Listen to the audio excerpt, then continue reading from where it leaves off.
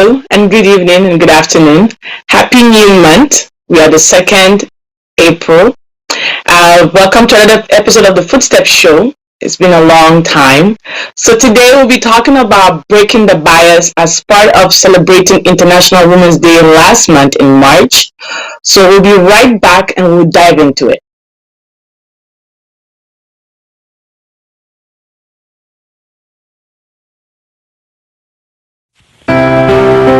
Are you an African parent who is looking to engage your child in an educational program?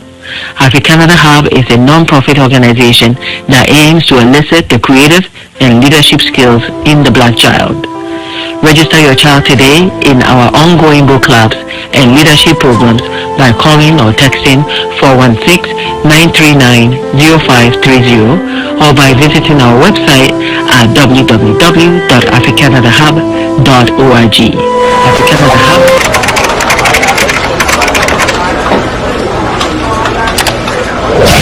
We are all capable.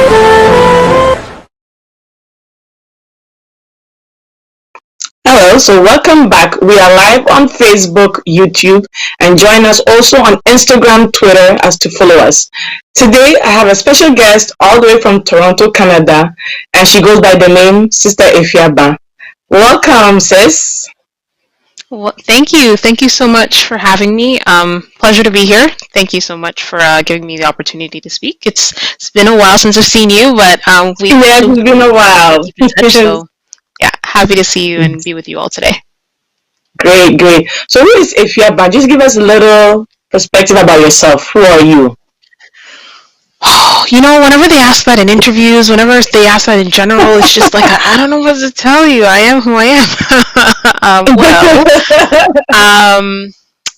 Just a simple Toronto Canadian girl, born and raised here. Yes, Kenyan is my background. Don't ask me to speak the language. It's not going to work out too well. I know enough to hold my ground, though, so don't be biased. You just have to plug that in there towards me. Christian girl, grew up in the church for a long time, just, someone who's always looking to grow, always looking to learn, be it from somebody who's older or younger, just somebody who's really, open to really learning in this life. Love music, love music. It's one of the hobbies that I partake in, to do a little singing, do a little other things. So yeah, that's a little bit about me. I've left the professional side of my who am I on purpose. As we know, we're probably going to delve into that in terms of this discussion. Unless you want me to cover that now. No, it's fine. Thank you so much. So what does bias mean?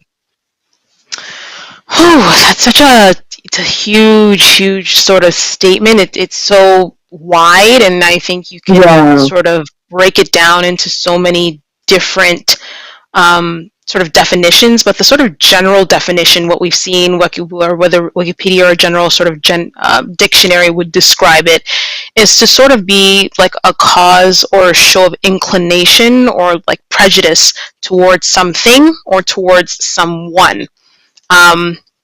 Very general example could be in the workplace. You might see that a certain workplace, I'll use myself just being a woman as an example, maybe going into an organization or applying for a company that is predominantly male-based, and really trying to get into that organization because I feel that I have the qualifications to be able to perform in that organization. However, maybe they choose to, hire somebody else. They might not say explicitly why, but it might be more inclined to think that they're more biased towards hiring more men than women. And that's the sort of very general sort of example of bias that I could probably roll off the top of my head right now. Great. So what is your personal bias? Oof, my personal bias. Okay, I'm just going to lighten things up. My personal bias will, like, for example, always be Ghanaian jollof over Nigerian jollof. I mean, sorry. That's a general bias to lighten things up, but that's sort of like a clear example. My personal biases, it might be towards, I think it's called the comparison effect or the contrast effect. So it might be something whereby somebody might say something that's I don't necessarily agree with, maybe in the future, subconsciously, I might not look to that person for a different opinion because I would automatically think, I'm not going to agree with this person, so I'm automatically going to always side with somebody who would generally I would always agree with. That's a Mm-hmm. very easy bias I know that I probably have. Maybe not only myself, maybe others as well, but maybe that's a sort of a clear example, is to always navigate and to sort of veer towards somebody who we would generally agree with as opposed to somebody who we would rub against. Not necessarily something that we maybe might think that, oh, that's sort of being judgy. I think everybody to their own extent does that. As to how consciously we understand or know that we do that, that's probably a different sort of side of the discussion as well. Last month we celebrated International Women's Day. So I know you were talking about how like where you work like is mostly dominated by men, and then you came in to break the bias. So why does bias affect women in general? I believe, I mean, for women in general, there are already societal and cultural biases imposed upon the woman already. So it makes Mm-hmm. it harder for the woman to break away from those. What do I mean for that? Very, very, very general sort of example is maybe because the woman eventually, maybe they would desire to be a mom one day. And so because of that, childcare is so predominantly put on the woman that for them to try and grow and expand and evolve in their career might become difficult because they already have that bias or that sort of discriminatory ideology that's in place or imposed on her, saying that, you know, you have to always necessarily focus on being a mom. Once you become a mom, oh, you have to focus on the child. You can't necessarily advance your career the way that you want to, or even if you want to and you're a single person and you're thinking about doing that, they're thinking, oh, well, you have to maybe think about the other things that you want to do first. If you get married, you Mm-hmm. might have to, you know, focus more on your marriage first. You want to eventually have a child first. And so those things clash. You don't necessarily hear those conversations as predominantly on men as you do upon women. Did not mention this, so I'll put it in now. So in terms of my career, I work in the media industry, specifically news.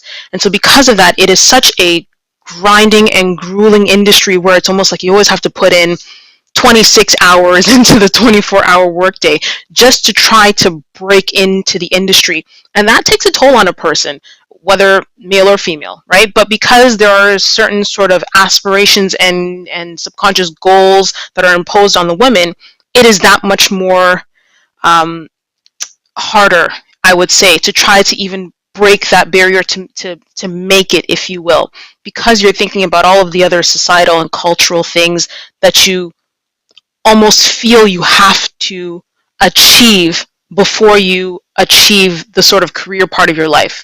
You kind of have to do both at the same time, or if you want to, it almost feels like you have to sacrifice the other. So I feel like, in a sense, that's probably one of the things that's sort of imposed upon the women. It's just the societal and cultural sort of things that are imposed on them. It makes it that much more harder for them to want to strive for the personal goals and vision that they have for their life, as opposed to the male. I feel like there's not a lot of there's not a lot of pressure on the man than there is the woman to do certain things. Yeah.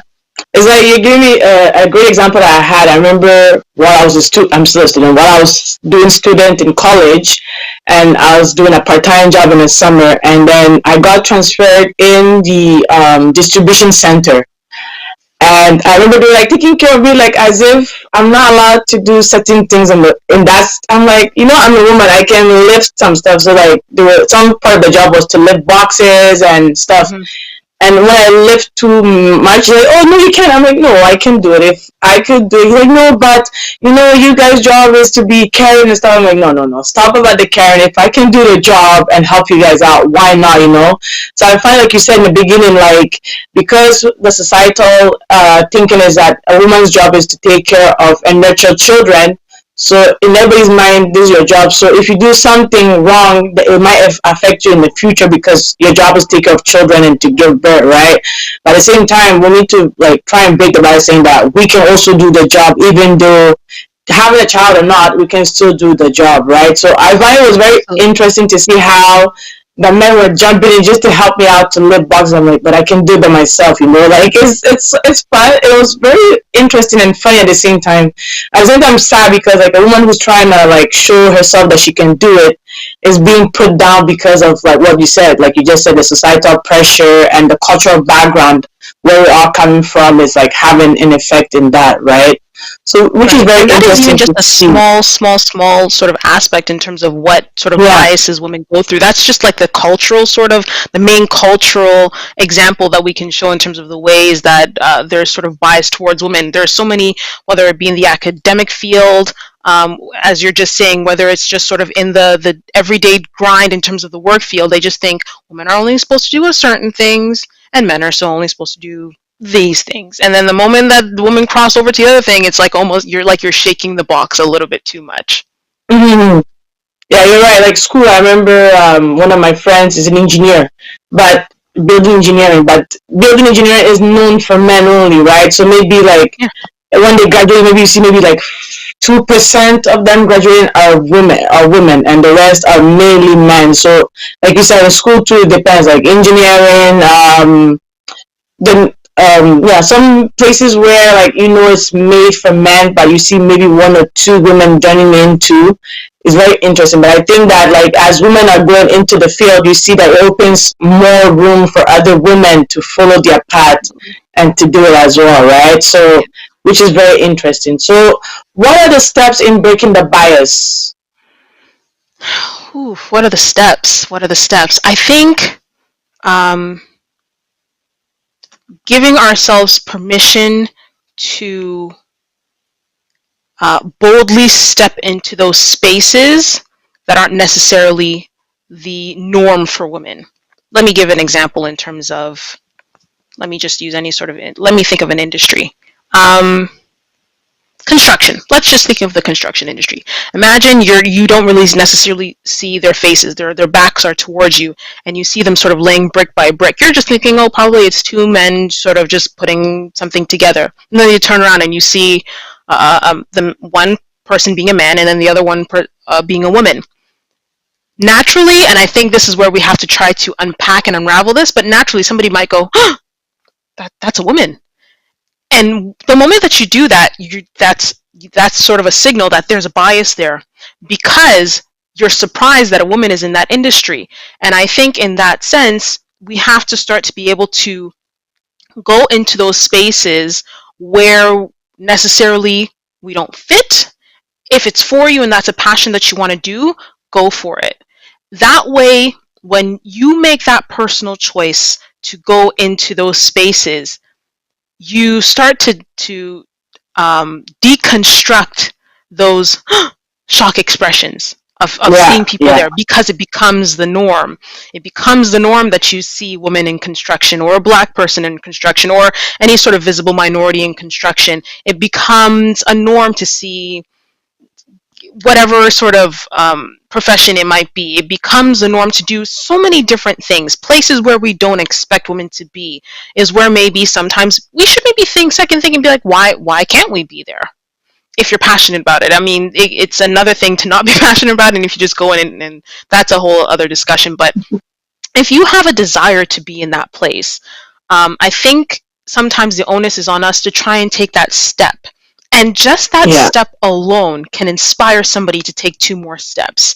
That person who takes two more steps will inspire somebody to take 5 steps. And that's how we continue to sort of advance our culture, advance our society, by being the example, not only for ourselves, but being the example for the older generation to see that it is possible, as well as showing the younger generation, again, the exact same notion, to see that it is possible, that they can even push. And it doesn't even necessarily have to be that the industry that they see the person in. It is just maybe to broaden their understanding that if they can do this in this industry, or for this vision, why can't I? Mm-hmm. And I think maybe beyond that, breaking the bias is to push beyond the question of why can't I? Because you absolutely can. It just all depends sort of on us, really, and Yes, how yes. far we're willing to push. Yeah, it's like an example. Where I go to school, university, Concordia University. I think recently, maybe a year or 2 or 3 years ago, they had renamed a building engineering sector as the Gina Cody school or section. And that Gina Cody was a woman who went into the engineering field, and because of that, like it has influenced a lot of women to be part of that engineering field, because she opened the door to say that regardless of me being an engineer, I can still be able to work in that field, So she kind of break the bias for and open the door for other ladies to be part of that program, of that engineering program. So I was very happy to hear that the school had named one of their sectors as the Gina Koi school area there. So it was very fun and see that like it's not only like not only a man can be an engineer, but a woman can also be, if they have, like you said, if they have that passion to do it, then why not, right? So I think it's very important. The key word here is passion. If you have that passion to do a man's job, and you see that other people are doing it, other women, and you find that they are like mentors or influence, I think it's very important for a woman to be part of it and maybe show off to the men, saying that, if you can do it, I can also do it, right? So I think here, like, very, very important keyword is the passion driven. Like, if you have that passion to do it, then it shouldn't stop us women to do that kind of job, right? To be in that kind of field. And it can open other, maybe somebody's looking up of that person to be in that field, right? So it's very important. Like, I think women, we should be able to encourage each other and influence each other to see, like you said, the older generation and the younger generation who are coming up, to see that we are also able to break the bias. No, it So doesn't even that's all necessarily have about. to be uh, sort of automatically connected to work in Yeah. terms of making it sort of like a monetary living. It could be even a hobby. It Mm-hmm. could be a general thing that you've always had a passion to do. Have you always had maybe a passion to learn the guitar? Learn the Mm-hmm. guitar. And how many sort of, I know a lot of sort of female guitars that are Caucasian. I don't necessarily see a Mm-hmm. lot of um, black people, I would say, just to generalize it, Yeah. that are women that are guitars. One thing I will mention, I used to, back in the past, I used to play the drums, but it was because I just, in the sense that I love music, I've just loved sort of how instruments are able to come together to sort of form something, and I've Yes. always loved the drums in that sense. So I would try to play. Now, mind you, I'm not sort of like this next drum prodigy, but I just did it because like I enjoyed it, and I think my only hope was, wherever I was, it's just to show that why not? Why can't I? I might not have been the Mm-hmm. greatest, but I was able to sort of hold my own to do enough, right? And that's enough. And if that inspired somebody else, male or female, to do it, hey, more power to them. So it can be really anything. Um, yeah, go for it. I mean, don't necessarily let it be so male dominated. If you want to play the drums, play the drums. If you want to host a Yes. show like C is doing right now, host a show, right? Don't just assume that it's just somebody who has the credentials for it, that they can only do it. Get the research in, see what it is, ask questions. We are not all robots, and just come in and start, and you never know where you can end up, really. Yeah, it makes me remember, like, I know you said you were playing drum. I remember I was trying to learn how to be a DJ, to be like, the first female DJ in Montreal Yeah. here. But, it was because of the passion. I wanted to know how you can, like, fuse the music together to make a sweet melody to play out there with everybody to enjoy, right? Or even make a mix of, like, songs Yes. and put it together. But it was because of the passion, like, Hmm. but it's fun. It's really interesting to know that it's because of the, like, music and passion that came into it. So, then again, it comes to the keyword, the passion. So if we have the Yeah. passion to do it, then why not? In any field, whether it's work related, hobbies or whatever, like if we have that Hmm. passion for it, then it shouldn't stop us for in doing it, right? So it's very Yeah. interesting to see like how we're like coming together and bringing a lot of like a passion ideas and stuff. So For today we'll sure. take a No, you're short absolutely break. right. Yeah, we'll take a short break and we'll be right back.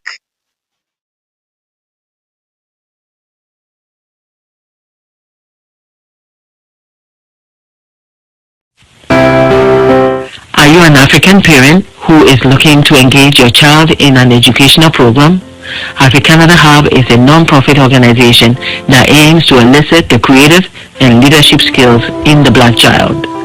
Register your child today in our ongoing book clubs and leadership programs by calling or texting 416-939-0530 or by visiting our website at www.africanadahub.org. Africanada Hub.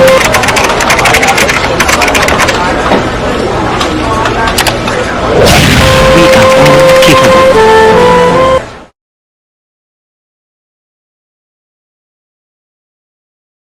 All right, so welcome back to another episode of Footstep Show. If you're joining us live, we are live on Facebook and YouTube. And don't forget to follow us on Twitter, Instagram, YouTube, and Facebook as the Footstep Show. Today we're talking about breaking the bias as part of celebrating International Women's Day that happened last month in the month of March. And here we have our guest, beautiful sister Ifya Ban, all the way from Toronto. Welcome back again. Thank you so much for having me. Thank you. So what are the type of biases? I know we touched a little bit, but what are the type of biases do we have?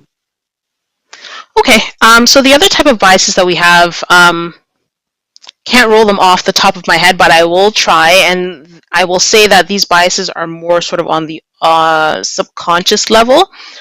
So we have the conformity bias, and so that's basically peer pressure, whereby you see a group of people doing one thing, and then it's such an interesting place. I probably would love to understand why we as humans like to do that, but you see a group of people doing one thing, and then suddenly you kind of get the inclination that you want to be a part of that group. We necessarily don't want to stand against the grain, so we end up sort of following the herd, and then that's where you end up with the conformity bias. We have, of course, the beauty bias, whereby we see somebody who is praised for their beauty, you know, the stereotypical, whichever way it might be, whether it might be beautiful face, beautiful body figure, and then automatically people start to gravitate towards that type of figure and not necessarily towards other figures that might be out there. So there is, of course, the beauty bias. There is the affinity bias. It's, somebody that you might feel automatically linked to, maybe because you guys have some, like, one certain thing in common. It could be like the same sort of school that you went to. Maybe you used to know the same teacher. Maybe you used to have the same group of friends. And so automatically you gravitate towards them. So that is also one type of bias that's out there. There is something that's called the halo effect. So it's when you see one person doing something so grand and so great, you automatically want to know, wow, I mean, how do they do that? And then you almost sort of gravitate towards them because you are so enamored by what they did. You also want to emulate that as well. And then to that as well, there's something called the contrast effect. Now, it's the exact opposite of the halo effect, whereby if somebody basically does something that you completely hate and you don't agree with, you will naturally probably kind of gravitate away from them, stay away from them, because you had that first experience with them. It has sort of programmed your mind to not necessarily go towards that person subsequent times. We have the similarity bias, and it's similar to sort of the conformity bias, whereby you kind of gravitate towards people that that's similar to you, maybe necessarily in nature, meaning that you probably want to work more with them, you want to group with them, do things more with them because you find that you're more like them in terms of your character, in terms of maybe your temperament, in terms of your nature. So that's one of them as well. And then we have the confirmation bias. So that one, I think a lot of us have too. The confirmation bias is if maybe you see something that's not the greatest in someone, or you see something about them, you will almost subconsciously wait to find something, some sort of evidence to back up that feeling that you have, to sort of solidify or justify the reasons why you may feel the way that you feel about the person, even though sometimes that feeling might not be based in reality. So those are just some of the sort of biases that we have, subconsciously and consciously, that we sort of delve through and have in life. Wow, I didn't know there was that type of biases around here. Believe me, girl, I didn't know. The power of research. I know it's power of research, right? So I'm just going to read a Yeah. few comments on our Facebook page. I have Sure. one from Adwayabo who said, I don't believe there is a place made for men. Gender jobs is socially constructed, as it was said. If you have the desire and the passion, go for it. And then we have Linda who waved her hand saying that what you're saying is great, is very good. So very interesting, like you said, power of research, like this different type of bias. I know we spoke about like the cultural aspect and the peer pressure and societal pressure about like why it's very difficult for a woman to go. But how do you think we can find a way to break those like biases in terms of in cultural or social peer pressure and in every area that we can think of? Um, so I think one of the things that I would say that in my mind, I try to apply to myself is to have the conviction enough to stand against the grain. And by that I Mm. mean there's going to be pushback because the societal norm is sometimes the majority, but the majority necessarily isn't always right. Now, I'm not saying that just because it's a majority, you should go and like protest everywhere, but um, anytime you begin to disrupt a norm, they might think that you necessarily are the problem, and it might not necessarily be so. But you have to have the conviction enough to stand firm to say, I'm going to do this to push against something that maybe you think can be shaken up a little bit. Change is always happening in our world, and the moment that something stays stagnant, there's sometimes it can be a problem. Like we've seen in so many things that we necessarily see in life. Sort of as Ajwa Yabwa was mentioning, there's no such thing as sort of gender constructed sort of jobs. It's all based on societal norms that have been imposed on us. Right. Okay. So let's sort of break that. But when we have to do that, we have to start to know that there are going to be people, even people within our circle, that won't understand why we're trying to break that. And once you have enough, for lack of a better word, faith, conviction to Mm-hmm. say, I'm going to go there, um, no matter what people say or what they might do to dissuade me, that's when you maybe have the first step in terms of breaking that sort of, even let's use it, cultural bias. Because we know in our Ghanaian culture, the cultural bias is it's just like rain. It's everywhere.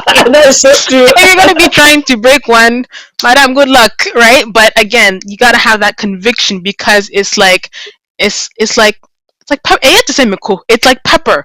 You just feel the Yes. heat on you, but you have to have that conviction to be like, I'm going to withstand the heat, not just necessarily for myself, but maybe even if it just impacts one person, to also go against the grain for something else for themselves that they have a vision for. It makes a world of a difference. You don't necessarily have to see a whole nation change. A nation is changed when one person takes a step. Yeah, you're right. That's very important. So, I know we spoke about the type of biases, but what are the characteristics of the biases? The characteristics of the biases. It's a good question. I mean, you might necessarily see it in yourself as you might. Let's just use sort of an example of maybe um, let's say there's something that somebody said one time and you necessarily didn't agree with them, so that you've made it in your mind that you don't want to sort of work with that person. In Mm. cool lingual terms, you don't vibe with that person, so you might not even notice, but the next time they might come up to you, you might necessarily start to see yourself speaking less.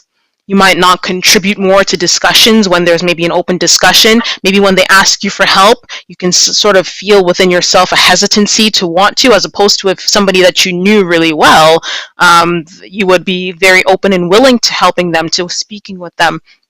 But when those biases start to come into play, you find that your natural character and your natural instincts start to shift. You almost find yourself taking two extra steps for something that would necessarily take one step. As I mentioned, you might necessarily not really speak the way that you would want to speak. You would hold back in terms of the way that you necessarily act in front of people. I think those are the sort of general type of characteristics of a bias. You won't necessarily be forthcoming with a lot of information. You kind of find that you've been very diplomatic in your speak. And those are maybe some of the things that you could probably look out for. You would notice it. It's not necessarily as subconscious as people might expect it to be. It's just sort of being in tune with how maybe people communicate. I always say to myself, don't listen to how people speak, look at how they communicate. And you can sort of start to pick out sometimes what people are really trying to say. Great, great, great. Very inciting. So I wanted you to, I don't know, I know you said like where you're working right now is like, is like mostly for men. I wanted to know, did you have any struggles when you started working in the workplace where you are right now? Did you go through some little challenges, or it was very easy for you to go in? So again, bit of background. So I chose to my dream thing to do was to be a journalist, to be a news anchor. Haven't hit that yet, but making strides. So right now I'm working as a news producer at a television show, and for that in particular, I will say that had I think personally I was very lucky. I had a lot of mentors that were on my side that were pushing me towards some of those goals. A lot of people didn't really have those experiences as well, but I will say that I do feel that pressure of being sort of the visible minority in bigger organizations, because you sort of feel the need to overachieve, to overcompensate, to make sure that you feel that you belong in that space.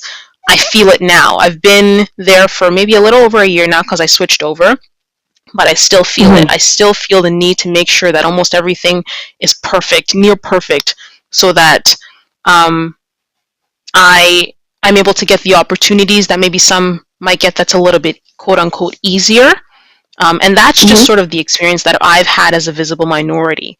The places that I worked before were much more smaller companies, so I didn't necessarily have that as much, or maybe I didn't see it as much. But being in a bigger company, I definitely feel it now. I might not have voiced it, I might not necessarily say it, but I definitely feel it now in terms of feeling that I almost have to be perfect in that place, to sort of give them permission, funny enough, to tell them, say, hey, visible minorities, we belong here too. So, in case you want to hire somebody else, it shouldn't necessarily be because of that. It should be based on their qualifications. But I feel still this weird sort of thing that I don't want to be a visible minority hire. A lot of companies that we've seen, especially in the past 10 years or so, people who have been pushing back to say, hey, you need to hire more visible minorities, and it's been happening. Companies have been trying to do that, quote unquote, but I just feel like I don't want to end up being just that, in terms of they hired me because I was a visible minority. I want to push beyond that and say that you hired me because I was more than qualified. And so I've added that sort of pressure to myself. Yeah, pretty much in that sense, that's where I've sort of felt the most biased in that way. Yeah.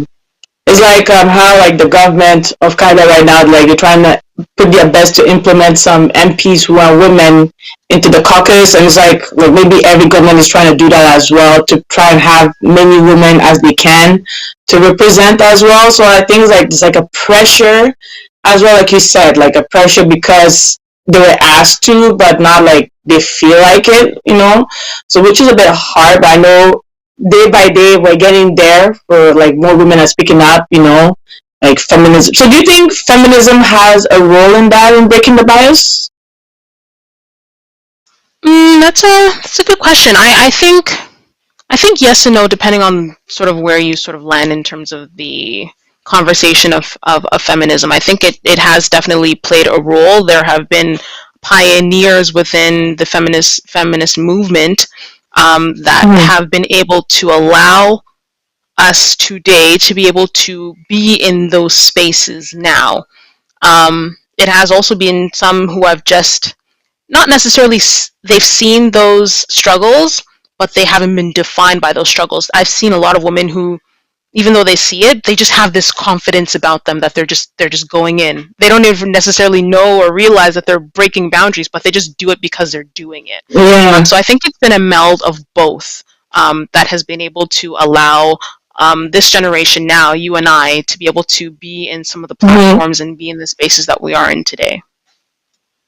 Great, great, great, great. So, what is the gender bias?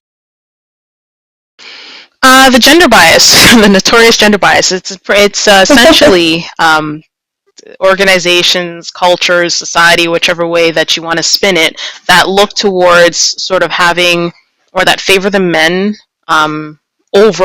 predominantly over women.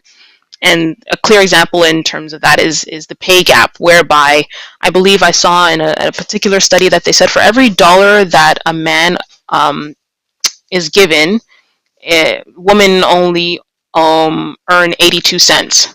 So clearly there's a clear discrepancy on that. And even when you get into corporate settings and those who are in the sort of the board of directors, the CEOs, the CFOs, there is a huge sort of difference in terms of those who we see who are CEOs that are men as opposed to those who are CEOs that are women. There's just a clear gap, and they're trying so hard to break that, because there are women who have just as much as those qualifications to be able to be CEOs, but for so many reasons, for one or another, they just end up still choosing men.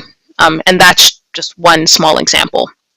So many examples. You mentioned one in terms of a gender bias where you were working in the distribution house, if you were, correct me if I'm wrong, and the moment that you started picking up boxes, they're like, no, let the men pick up the boxes. Like, well, why can't the women do it? It's a clear gender bias that they're saying that men are more stronger, ergo men should be carrying more boxes. Women are more fragile, ergo women should not be carrying boxes. So that's a pretty simple example in terms of gender bias.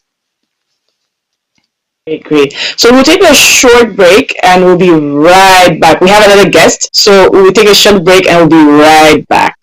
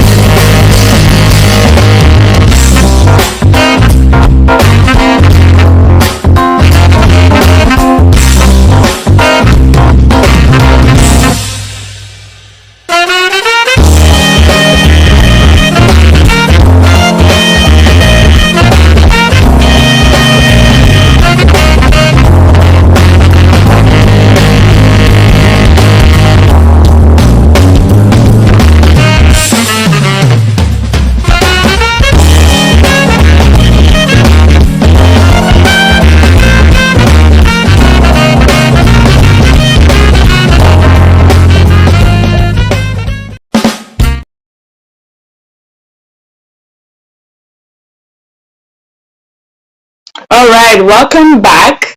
If it's your first time joining us, we are live on Facebook and YouTube. And also don't forget to follow us on Facebook, YouTube, Twitter, and Instagram. Today we're talking about breaking the bias in celebrating International Women's Day that happened last month, in the month of March. And we also have Sister Ifia Ba and our other guest, Sister Josephine Afari Boatin, who joined us not too long ago. Welcome back, ladies. Thank you for having us. Yes. So, Sister Jo, how are you? I'm doing well. Yourself? Sorry, I'm doing great. I've been listening to it. Ifia, thanks for the insights. Yes, great, great. So my small so, oh, great, great. So, how do we break the bias?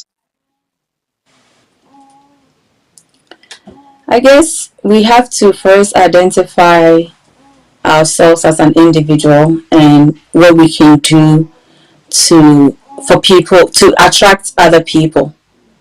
It's a very sensitive topic, especially where we are right now. It's very sensitive, but in all that sensitivity, we need to be able to do what we can do to make it look fun, or to to be attracted to other. It's not something that we can break it. Like, it exists and it's part of us. But we shouldn't allow it to have an impact on us, in the sense that it will draw us back from what we want to do, or what we want to establish in life.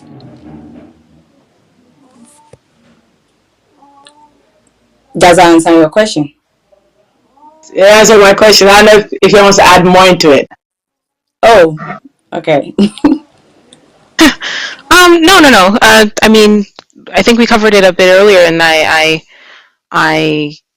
I do agree in part with what I think Sir Josephine was saying. I think I'm just a little bit stubborn in the sense that I know that it's there, and the social construct is a part of us, and the stubborn part of me keeps going. Why can't I break it? And I know it's there, and I know it feels sometimes like an impossible mountain, but I just go, mountains, can be climbed, and so maybe I might not be able to break the mountain, but maybe I might set the foundation for somebody else to break the mountain. um, but I absolutely agree with what Sister Josephine was also saying, in the sense that we have to identify ourselves as an individual, and not necessarily continuously feel like we have to be a part of that sort of circle that says this is where you must be. Once you identify yourself as knowing who you are, and that's again a huge conversation of itself. You don't just sort of figure out who you are in like a 24-hour session. It's sort of it's a process. It's an ongoing life process. But once you figure out maybe little parts of yourself that defines you, that makes you stand out to be you, then you know that you can confidently live in that space. You make that space your own, and the little things that tie into what makes you you, then you learn to sort of make those places flourish, and you learn to thrive in those places, including those places that might not necessarily be spaces that are supposedly identified with your quote unquote your gender, or quote unquote with whatever cultural societal construct that you live in. Once you identify that it's something that you want to strive in, or you want to be in and thrive in, then you start to figure out, how do I make myself flourish in that space. And of course that will come with sort of its consequences, but you have to be ready to swallow those. So Yeah, you're right. Like me too. I'm like you. If you're like, I'm very stubborn. Like I want to. I'm like, why can't I just do it? Like I said before, when I was working in the distribution center, I do it. Oh, I can do. I was still doing it. I was like, I don't care. It's like I'm getting paid for it, so allow me to do it, right? So like, I was kind of stubborn, like you said, like stubborn too. My stubbornness did not stop me from trying to break the bias that I can still do the job regardless. And the men were always laughing at me, like, you're so strong that you want to do it. I'm like, yeah, because I want to do it. I'm like, I tell them I'm being paid for it, so allow me to do the job. I don't want to do nothing and still get paid. I want to make sure that I'm working hard for the money because I'm doing it, right? So it's very important to try and break the bias. And like you said, set that even though we can't break, at least we are setting the foundation out there for the next generation that's coming up to follow suit and try to break it as well. So very interesting. So, Natasha, I wanted to ask you: have you ever experienced in your workplace or somewhere where there was a gender bias, where you were like kind of you were struggling, you had any challenges around that? I believe bias is always, it's around us. We cannot escape that. In our workplaces, our churches, wherever we find ourselves, is there. It all boils up to how you take it in and how you deal with it. Many a times, especially when being a black person, you face that a lot in the industry that we work in.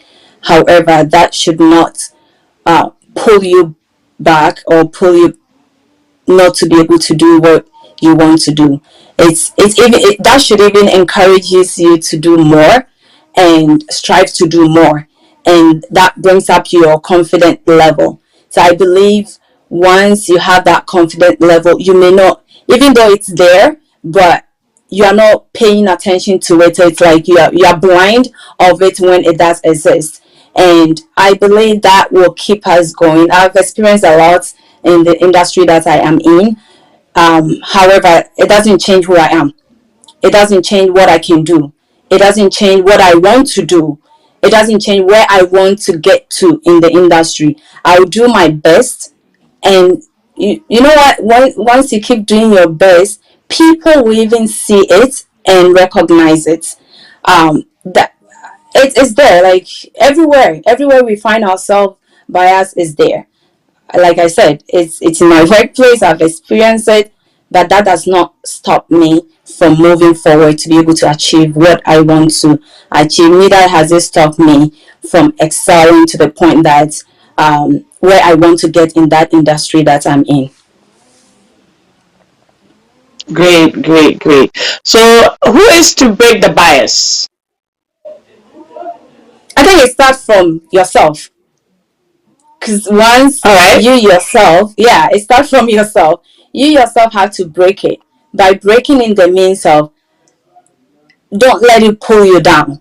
Move forward. Whatever your intentions or how determined you are about certain things, just move forward. Go for it.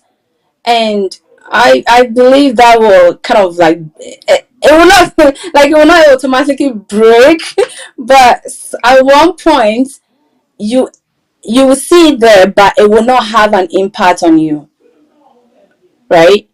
And yeah, that's what I'll say on that.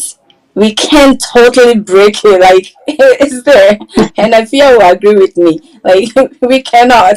It's there. Maybe the day that it would not exist would be the day that Christ will come. you know. But as part of we are human, we have to first identify the fact that we are human, and Mm-hmm. not everything that we want it to work certain way, or you shouldn't think that everybody will like you, everybody will appreciate what you're doing, everybody will enjoy what you're doing, right? So no matter what you do, nothing will it will not get rid of the bias in the life that we are, how it affects us, but it's how you deal with it, how you handle it when it comes in your life or when you experience it. Mm-hmm. If I don't know if you want to add more to what Nanajwa said. Oh no, she hit the nail on the head. I think um, sometimes, and I every time I make these examples, I try to include myself because I am no angel, and I'm not above anybody else. But I think sometimes we underestimate the power that we have, and even the power of the things that we do and how much influence it really has. I think sometimes the perception of the influence that we wish to have on people, because we don't achieve that, so we think our power is small. But it is not necessarily the big things that you see instantly, that those things take time. There's that saying in terms of the buckets, like little droplets in a bucket sort of becomes what I know. Auntie, please help me out because I'm not saying it in the fullest, but essentially what I'm trying to say is it all starts with one sort of small thing, and then it sort of increases. The same way when you plant a tree, it doesn't start off as a tree, it starts off as a seed, and then that's how it starts to grow. And I think even though necessarily we have the vision, I'm going to plug in your show, see, it begins with a footstep. It becomes with a step, Yes.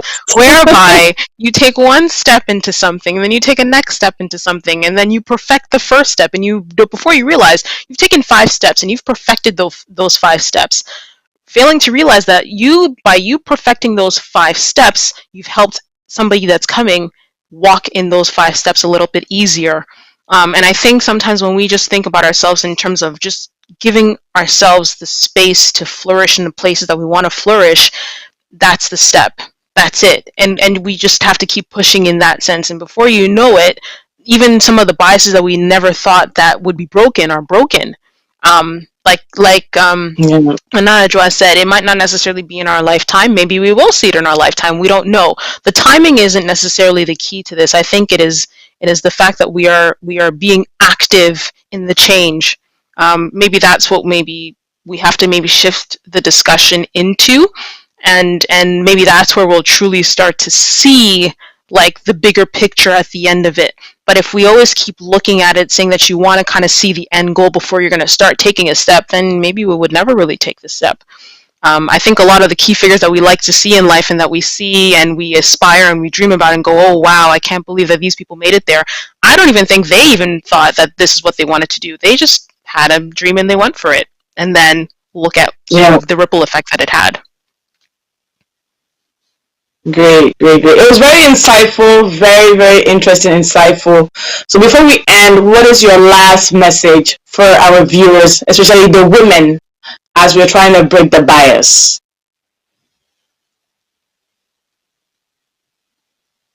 Who wants to go first? Anna or myself? Whichever wants to go first can go. Okay. So I'll start things off. I think the two things that I can say off the top of my head is, one, give yourself permission to believe, to have the faith that you can do it. If you don't see it, then maybe you should be the picture that sets this tone so that other people can see it. So I think that's the number one thing. Give yourself permission to believe, not even necessarily in yourself, but give yourself permission to believe in God, that God has also given you gifts that are being able to do something. And even if you don't hit that goal, it might become a whole different goal that might span something completely different. Give yourself that space to see that vision in whatever capacity that it's in come into its fruition. I think that's the first thing. Give yourself permission to believe. And then the second one, which I still stand by, is have the conviction to stand against the grain. Because sometimes it's going to get hard. Sometimes it is going to get tough where you'll question yourself, where you'll think maybe was this all worth it? And in those spaces, that's where you're probably going to need that conviction to help you push to that next step. And then third, I think is to give yourself the grace to fail.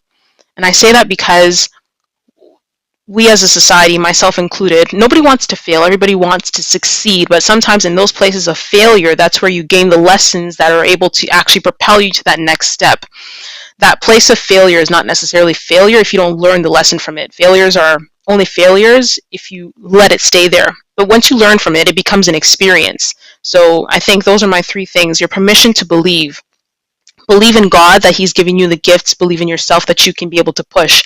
The two is give yourself the conviction to stand against the grain. And the third is to give yourself the grace to fail so that from that failure you get the experience that you need for your vision to succeed. That's it. Great, thank you. Nanajo, I don't know if you want to add something for your final message. Okay, so what I want to add to what Sister Fia said is perseverance. Remember, she said, give yourself the vision. And vision comes by perseverance. So once you have, as being a woman, you perceive to have certain things, you perceive to achieve certain things, and have that in mind. That will keep you going. That perseverance will keep you going to be able to accomplish that vision that you have set for yourself. And also, I want to add that never be like, don't feel like you are a failure. Like what Efia said, don't feel like you are a failure, because the moment we have that thought in mind, that kind of distracts us from being able to reach our vision. So failures come to motivate us. Failure comes to shape us. Failure comes to make us better. So we should be able, as women, we should be able to accept those failures and move on. Keep pressing on. And I believe that it will be noticed by many. It will be noticed by many, and people will, like, you'll be a role model to other people. People will come to you, be like, how did you make it? Like, how did you break through?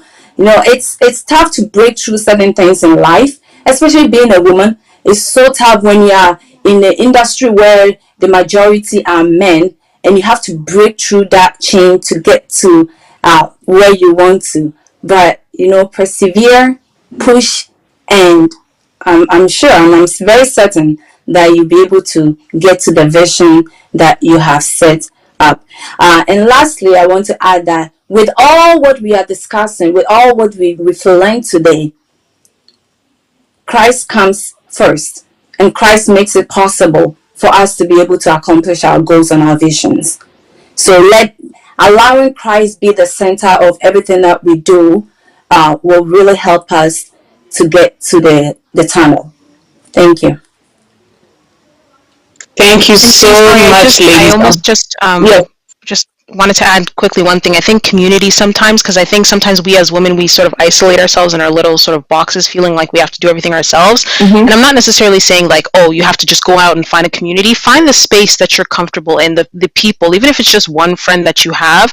Sometimes it's those people that'll help push you, that'll help motivate you, that'll help give you that strength to go another day. It might be your church community. If you're in a youth group and you feel comfortable speaking to them, please reach out. If there are other like older women that you look to, that you can maybe ask questions about, get insight on. I think those things are also quite important as well in terms of being able to help break the bias. And maybe don't necessarily agree with them, but don't necessarily have one mindset that you have to always speak to one person that you always agree with.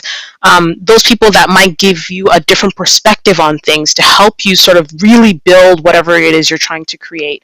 So I would say community definitely is really great aspect in trying to break the bias. Whether you're a man or a woman, find that community, that space that you're able to sort of breathe, vibe off of, let go a little bit, discuss, a place that you feel comfortable in, that you trust in that space. All right, great, ladies. On behalf of the Footstep Show, thank you so much for joining us. Thank you for availing yourself to talk to us about breaking the bias as part of celebrating International Women's Day.